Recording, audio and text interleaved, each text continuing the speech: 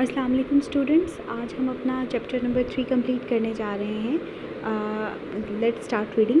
There are always a goodly number of undergraduates whose heads are turned and whose judgment is perverted by the attractiveness of athletic sports and literary so-called activity.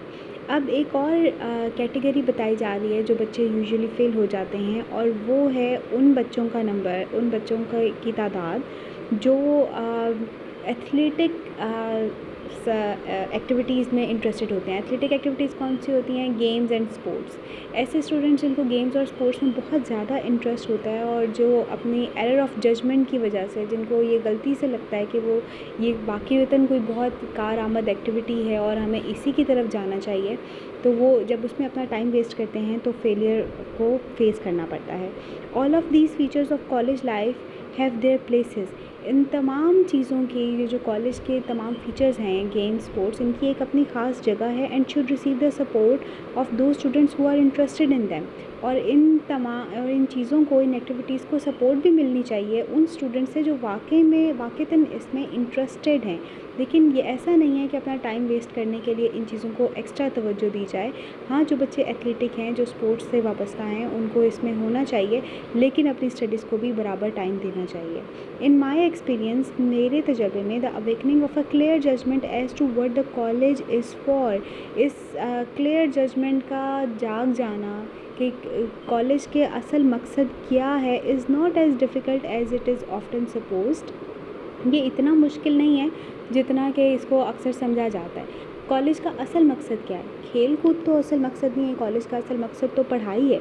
तो इस चीज़ को understand करके फिर उसके साथ, अपनी पढ़ाई के साथ जो आपका एक्स्ट्रा टाइम है, उसको आप मैनेज कर सकते हैं अपने गेम्स एंड स्पोर्ट की एक्टिविटी में. If a boy is too much interested in these side shows, he ought to get out of the main tent and become professional. अब राइटर कह रहे हैं कि अगर कोई लड़का इतना ही इंटरेस्टेड है इन गेम्स में, इन एक्टिविटीज़ में, तो उसको चाहिए कि वो कॉलेज छोड़े, वो मैदान में आए और वो प्रोफेशनल बन जाए, वो फिर इसी फील्ड को आगे लेकर चले.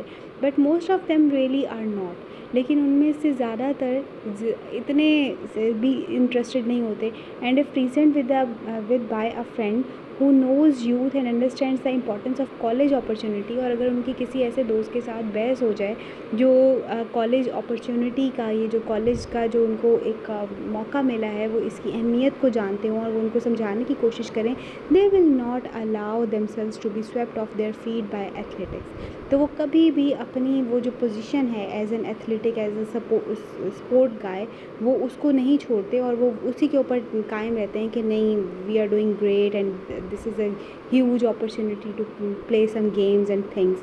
I do not think that this sort of thing is as serious a reason for failure as do some of the critics of our colleges who see things from the outside and at a long range. अब writer का ये opinion है कि ये वाला जो reason है कि बच्चे स्पोर्ट्स और गेम्स में पार्टिसिपेट करते हैं, ये उनके फेलियर की कोई बहुत बड़ी वजह नहीं है. इसलिए और ज़्यादातर लोग इसको जो है, क्रिटिक्स इसी को सबसे बड़ी वजह समझते हैं कि बच्चे खेल कूद में लग जाते हैं और वो अपनी पढ़ाई को तवज्जो नहीं देते. लेकिन राइटर को लगता है कि ये इतना बड़ा रीज़न नहीं है उनके फेलियर का. अब अगली जो कैटेगरी है वो है उन सुस्त रविश बच्चों की जो बिल्कुल भी पढ़ाई में इंटरेस्टेड नहीं होते और जो बस इधर उधर जो है टाइम वेस्ट करने के लिए आते हैं. A few lazy bluffers drift into the college and usually drift out again. अब कुछ जो सुस्त इधर उधर घूमते हुए नकम्मे से बच्चे होते हैं, वो कॉलेज में खिंचे चले आते हैं और फिर वो कॉलेज से खिंचे वापस दोबारा चले जाते हैं. Most of them have not found any serious interest in life. उनमें से ज़्यादातर को अपनी ज़िंदगी कब में ही किसी कोई अहम दिलचस्पी नहीं है. And some of them never will. और उनमें से कुछ को कभी भी इस चीज़ का अंदाज़ा नहीं होता कि उनको अपनी ज़िंदगी में क्या करना है, उनको अपनी ज़िंदगी के साथ क्या करना है. It is usually wise to let them retire to the cold world for a reason and find out by the experience how much demand there is for a lazy ब्लफर.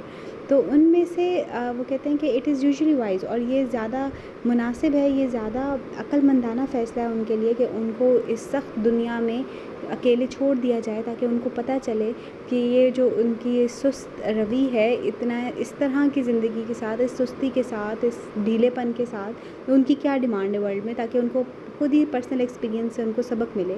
Sometimes they learn their lessons and return to do first rate work. बाज़ औक़ात वो सबक हासिल कर लेते हैं और अपने से अच्छा काम करने की तरफ वापस आ जाते हैं. But the burden of proof is always on them to show that they mean business. और लेकिन उनके ऊपर हमेशा ये बर्डन रहता है कि उन्होंने अपने आप को साबित करना है. ये उनके ऊपर वज़न आ जाता है कि अब उनको अपने आप को प्रूव करना है कि हाँ वो ये काम कर सकते हैं और वो अच्छा काम करके दिखाएंगे. On the whole, the problem that a college dean faces calls for about the same diagnostic ability as the physicians.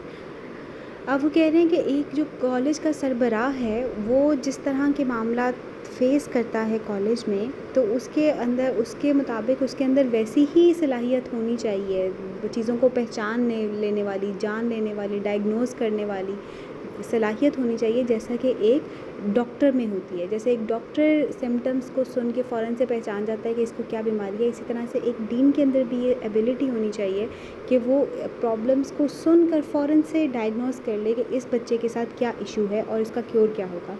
He is helping the young men under him to see life steadily and see it whole. वो अपने साथ उन जवान और छोटे बच्चों को लेकर चल रहा है, उन यंग माइंड्स को लेकर चल रहा है जिनको वो कोशिश कर रहा है कि वो ज़िंदगी को क्लियरली ज़िंदगी को देखें और इसको क्लियरली और कम्प्लीटली देखें और अपनी ज़िंदगी का मकसद पहचानें ताकि वो ज़िंदगी में कुछ कर सकें. If he can save boys from failure through foolishness, sickness and sin, he is doing his part of job. अगर वो अपने बच्चों को, अपने लड़कों को फेलियर से बचा सकते हैं, और फेलियर किस वजह से हो, फुलिशनेस उनके अपने पागलपन की वजह से या किस बीमारी की वजह से या उनके अपने किसी गुनाह की वजह से वो उनको उस फेलियर से बचा लेता है, तो he is doing his part of the job. वो अपने हिस्से का काम बहुत बेहतर तरीके से कर रहा है. सो नाउ हमारा चैप्टर कंप्लीट हो गया. Now you people are suppose to do the exercise question. इसको आप तैयार करें और बेहतरीन तरीके से इसकी प्रैक्टिस करें और साथ में ये जो आपके सिनोनिम्स हैं इनके ऊपर खूब तवज्जो दें. Thank you. अल्लाह हाफ़िज़.